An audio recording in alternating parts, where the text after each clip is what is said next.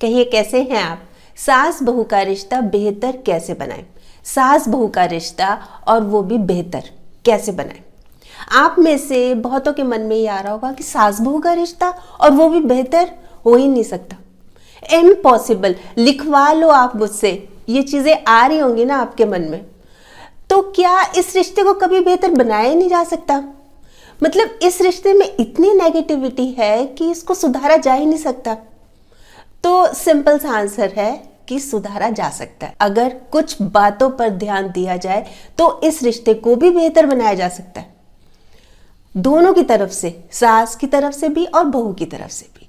तो वो क्या है बातें, आज मैं वही आपको 7 बातें बता रही हूँ। सबसे पहली बात, पॉजिटिव माइंडसेट हो।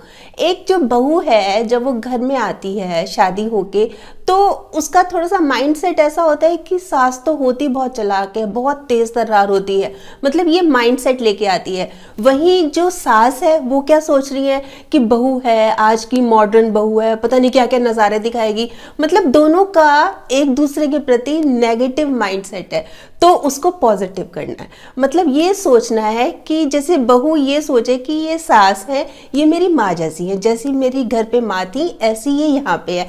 ऐसे सास सोचे कि ये मेरी बेटी जैसी है। मतलब एक्सेप्ट कर लें, जो जैसा है उसको वैसे ही एक्सेप्ट कर लें। पर ये ना हो कि नेगेटिव माइंडसेट लेके आप आ रहे हैं और फिर उस हिसाब से बिहेव कर रहे हैं। देखिए एक बात बताइए मुझे, बहुत सिंपल सी है कि जैसे बहू है ना, उसको इंग्लिश में क्या बोलते हैं? Daughter in law. वहीं जो सास हैं उनको क्या बोलते हैं इंग्लिश में? Mother in law.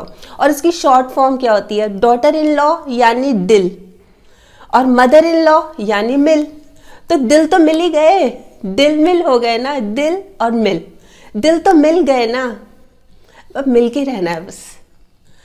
तो देखिए बहुत बहुत छोटी छोटी सी बातें हैं, अगर हम इनको अपनी ज़िंदगी में उतार लेंगे ना तो बहुत खूबसूरत हो जाएगी ज़िंदगी, बहुत खूबसूरत हो जाएगी। तो पहली बात तो हुई ये, ठीक है। अब आता है दूसरा पॉइंट, फोकस प्यार पे रखना है।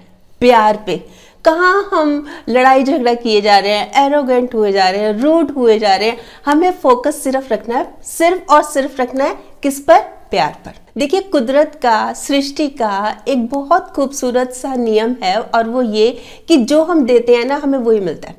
भाई हम गुस्सा देंगे तो हमें गुस्सा मिलेगा, हम प्यार देंगे तो हमें प्यार मिलेगा। तो कोशिश क्या करनी है? हमें प्यार देना है, क्योंकि हमें प्यार चाहिए ना। तो इसलिए भरपूर प्यार दीजिए, रिस्पेक्ट दीजिए, केयर कीजिए, तो वही वापस मिलने वाली है। फिर उसके बदले कुछ उल्टा नहीं मिलेगा।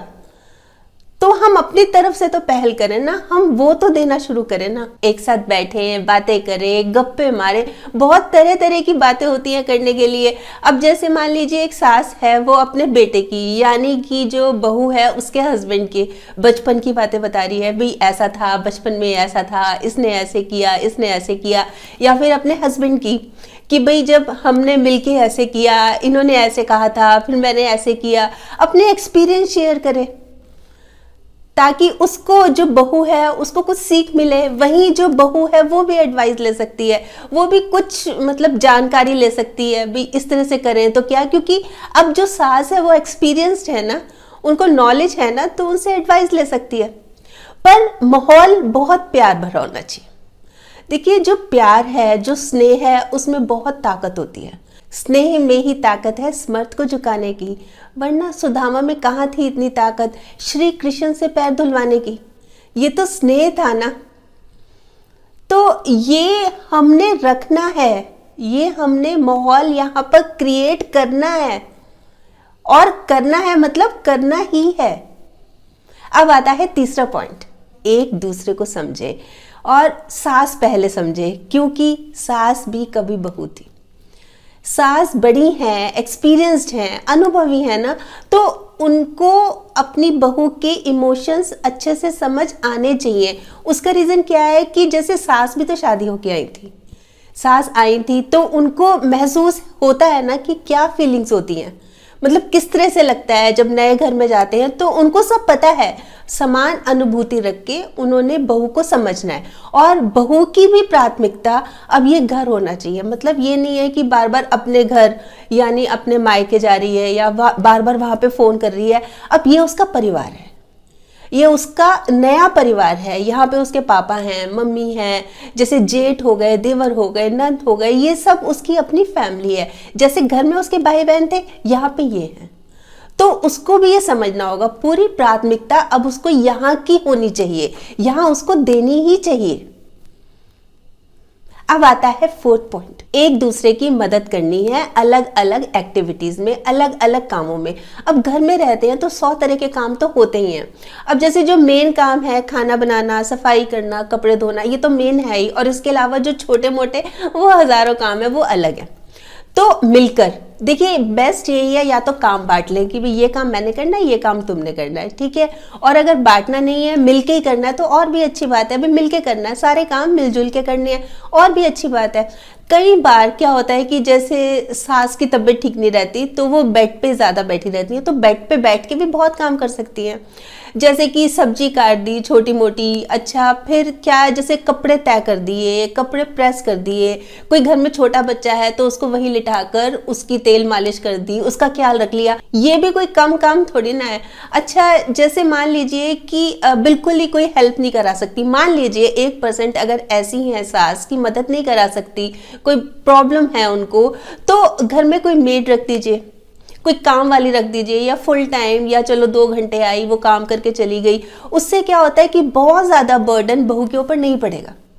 नहीं तो क्या होता है कि बहू को ये लगता है कि देखो सास तो बैठी रहती है, हालांकि सास की प्रॉब्लम जेन्युइन है, पर बहू को लगता है कि देखो मैं तो नौकरानी बन गई यहाँ पे आके, सारा समय मैं ही काम करती रहती हूँ, कोई मेरी मदद के लिए नहीं आता। तो बेस्ट क्या है कि किसी सर्वेंट को, किसी मेड को अरेंज कर देना चाहिए कि ये काम संभाल ले। अगर मदद नहीं रखी तो बहू जो है ना वो जताती रहेगी, मतलब जैसे हस्बैंड खाना खाने आएंगे, मैं ही काम करती हूँ सारा दिन, मैं ही पिसती रहती हूँ सारा दिन, सास तो बैठी रहती है, मतलब इस तरह से फिर जताती रहेगी। उसका क्या फायदा है? उससे क्या होता है कि आपस में बदमजगी होती है, भी सास को अपनी प्रॉब्लम है वो नहीं कर सकती, मान लीजिए वो नहीं कर सकती, तो इस तरह से जता जता के भी बहुत इरिटेशन होती है। इसलिए बहुत जरूरी है कि कुछ ऐसी हेल्प का अरेंज कर दिया जाए। अच्छा कई बार क्या होता है कि दोनों फिट हैं, सास भी फिट है, बहू भी फिट है, फिर क्या होता है कि कंपटीशन होता है। जैसे बहू ने एक साड़ी खरीदी है 5,000 की, तो सास कहेगी मैं तो 6,000 की खरीदूंगी। सास ने एक सेट खरीदा तो बहू कहती है मैं 2 खरीदूंगी। तो कंपटीशन नहीं होना चाहिए, ये कंपटीशन थोड़ी ना है आपका, कोई मतलब है ही नहीं, कोई इस तरह का कंपटीशन है ही नहीं। तो इस बात को तो मन से निकाल दीजिए कि कोई कंपटीशन है हमारा। हम रिश्ते बेहतर बनाने की बात कर रहे हैं ना, तो ये चीजें हैं इंपॉर्टेंट। अब आता है 5th पॉइंट, शिकायत नहीं करनी। देखिए शिकायतों की भी अपनी इज्जत होती है, हर किसी से नहीं की जाती, तो शिकायतें तो बिल्कुल ही नहीं करनी। हाँ कोई खटपट हो गई, कोई कहा सुनी हो गई तो आपस में ही क्लियर करना है। देखिए बात करने से ही बात बनती है, नहीं तो बातें बनती है, सिंपल सी बात है। कई बार क्या होता है कि जैसे कुछ कहा सुनी हो गई सास बहू में आपस में, तो जैसे बहू है अपने हस्बैंड से शिकायत लगा रही है कि देखो आपकी मम्मी ने ऐसे कहा, या फिर जो सास है वो अपने बेटे से शिकायत कर रही है कि तेरी घरवाली तो ऐसे कह रही है, देख तेरी वाइफ ने मेरे को क्या कह दिया। इस तरह की शिकायत भाई उससे नहीं कहनी, आपस में बात करनी है। या फिर कई बार क्या होता है 3rd पर्सन से, जैसे कोई पड़ोसन है उससे, या कोई रिश्तेदारी में है उससे, या जो बहू है वो अपने पेरेंट्स को फोन मिला लेती है कि जी देखो जी आज तो ये बात हो गई, उन्होंने ऐसे कह दिया, उन्होंने ऐसे क्यों कह दिया, रोने भी लग गई, गुस्सा भी दिखाने लग गई, फिर वहां से उसको 2-4 चीजें और बताई गई। फिर उससे क्या होता है, सिचुएशन और खराब हो जाती है और टेंस हो जाती है। तो बेहतर इसमें बेस्ट यही है, आपस में बात करनी है बहुत तसल्ली से और खुलकर कि आपने ऐसी बात की, मुझे अच्छी नहीं लगी, ऐसी बात क्यों हुई, और खुद कोई ऐसी बात कह दी तो सॉरी बोलने में क्या हर्ज है। रिश्ते बेहतर बनाने की तो बात कर रहे हैं ना हम, तो ऐसे ही बनेंगे। अब आता है 6th पॉइंट, छोटी छोटी बातों को दिल पे लगाने से बड़े बड़े रिश्ते कमजोर हो जाते हैं। तो छोटी छोटी बातें जो होती हैं ना, कई बार हम उनको लेके बैठ जाते हैं, बस लेके बैठ जाते हैं, तो उससे क्या होता है बदमजगी होती है, मूड खराब होता है, खुद की तबीयत तो खराब होती है। तो छोटी छोटी बातें हुई हैं, लेट गो, जाने दो, कोई बात नहीं, क्या हो गया, ये तो चलता रहता है, छोटी मोटी बातें तो होती रहती हैं, जाने दो। देखिए परफेक्ट कौन होता है, कोई भी नहीं होता, कोई ना कोई प्लस माइनस पॉइंट सभी में होते हैं। देखिए कमियां ढूंढने के तो मिल ही जाएंगे, रब के बंदे हैं, रब थोड़ी ना है, फिर भगवान थोड़ी ना है कि हम तो बिल्कुल कोई कमी नहीं है हम में। तो हाँ होती है, हम इम्प्रूव करते रहेंगे, चाहे बहू है चाहे सास है, कोई बात नहीं, उसमें क्या कोई बहुत बड़ा इशू थोड़ी ना है। पर छोटी सी बात का बतंगड़ बना देना, राई का पहाड़ बना देना। जैसे सास मार्केट में गई तो बहू ये कह रही है कि मेरे लिए तो कुछ शॉपिंग करके नहीं लाई, या बहू ने चाय बनाई तो सास नाराज हो रही है कि देखो मेरे लिए तो इसने चाय नहीं बनाई, मेरे को पूछा ही नहीं चाय को, इसको पता है मैं चाय पीती हूँ। तो क्या हो गया, आप आवाज देके बोल दीजिए ना कि मेरी भी चाय बना दो, फिर क्या हो गया। मतलब समझना चाहिए एक दूसरे को, आप फैमिली हैं, एक परिवार है, और 2-4 दिन की बात नहीं है, आपने पूरी जिंदगी एक साथ रहना है। तो समझिए इस बात को। अच्छा कई बार कुछ ऐसी बात हो ही गई, मान लीजिए सास बहू एक साथ बैठे हैं और वो सब्जी काट रहे हैं, तो कोई बातों बातों में कोई बात ऐसी छिड़ गई तो एकदम से टॉपिक चेंज कर देना चाहिए। मतलब जहां लग रहा है कि ये बात हो गई, अब बहुत दूर तक जाएगी ये बात, अब सिचुएशन आउट ऑफ कंट्रोल हो सकती है, तो एकदम से टॉपिक चेंज कर दीजिए। या बहू वहां से उठ जाए कि ओ मुझे काम याद आ गया, या मैंने दूध रखा हुआ है, कुछ भी ABC कुछ भी झूठ बोल के वहां से उठ जाए, ताकि एक बार सिचुएशन, एक बार वो जो बात छिड़ी है ना वो खत्म हो जाए। तो ये अपने ऊपर ही है, चाहे तो इसमें सास समझदारी दिखाए चाहे बहू दिखाए, पर ये जरूरी है। देखिए एक होता है स्माइल, एक होता है साइलेंस, बेस्ट टूल्स हैं ये। मतलब स्माइल है कि कुछ चीज़ों को मतलब सॉल्व करने के लिए, और जो साइलेंस होती है ना, मतलब हम चुप हो जाते हैं एकदम से, तो कुछ चीज़ें होती हैं वो हम अवॉइड कर सकते हैं। तो इन दोनों टूल्स को अगर हम अपना लेंगे ना तो बहुत फर्क पड़ जाएगा, साइलेंस और स्माइल। अब आता है 7th पॉइंट, और वो ये कि मैच्योर बनना है। दोनों को, सास को भी और बहू को भी, दोनों को मैच्योर बनना है। देखिए समझदार तब नहीं होते जब बड़े हो जाते हैं, समझदार हम तब होते हैं जब छोटी छोटी बातों को समझने लग जाते हैं। तो वो छोटी छोटी बातें समझनी है। मतलब सास ये ना सोचे कि मैं जब शादी होके आई थी मैंने तो ये प्रॉब्लम फेस की थी, और बहू को भी मैं ऐसा ही कराऊंगी। मतलब जो मेरे ऊपर चीज़ें लादी गई, जो मेरे ऊपर थोपी गई चीज़ें, तुमने ऐसे करना है, तुमने ऐसे करना है, तो वो भी मैं ऐसे करूंगी।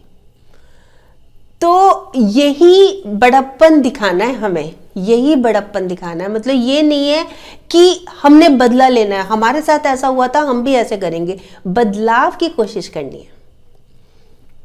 भाई बहू ये कह रही है कि हम तो अदब से सिर झुका लेंगे, बड़े ये तय कर ले कि उनमें बड़प्पन कितना है, अपना बड़प्पन दिखाना है बस। भाई चलो वो झुका लेगी अपना सर, पर हमें भी तो अच्छे बनना है। जो सास है उसको भी तो अपनी डिसेंसी मेंटेन रखनी है, डिसेंट बन के रहना है कि नहीं रहना। तो दोनों को समझदारी से काम लेना है, तभी ये रिश्ता मजबूत होगा, संबंध बेहतर बनेंगे, बॉन्डिंग मजबूत होगी और घर परिवार खुशहाल होगा। यही तो बात कर रहे हैं। और कितने बड़े बड़े पॉइंट्स हैं ये, छोटे छोटे से पॉइंट्स हैं, छोटी छोटी सी बातें जो ध्यान रखनी है। अच्छा वैसे ना एक अच्छी सास कैसे बने, या एक अच्छी बहू कैसे बने, एक अच्छी पत्नी कैसे बने, इस बारे में भी वीडियोस बनाई हुई हैं, उनका लिंक मैं वीडियो के नीचे दे रही हूँ, वो भी आप ज़रूर देखिएगा। वैसे आप बताइए आप क्या सोचते हैं कि ये जो रिश्ता है सास बहू का, हम इसको और बेहतर कैसे बना सकते हैं, ज़रूर बताइएगा। आपके कमेंट्स का मुझे इंतज़ार रहेगा। और हाँ, अगर आपने मेरा ये YouTube वाला चैनल अभी तक सब्सक्राइब नहीं किया तो प्लीज़ कर लीजिएगा, और इसमें ये जो एक बेल का बटन है ये भी दबा दीजिएगा, ताकि जब भी जैसे मैं कोई वीडियो अपलोड करती हूँ ना, आपके पास नोटिफिकेशन या मैसेज आ जाए। और अगर आपको ये वीडियो अच्छी लगी, आपको लग रहा है कि हाँ किसी और के काम भी आ सकती है, तो प्लीज़ आप इसको शेयर भी ज़रूर कर लीजिएगा। ठीक।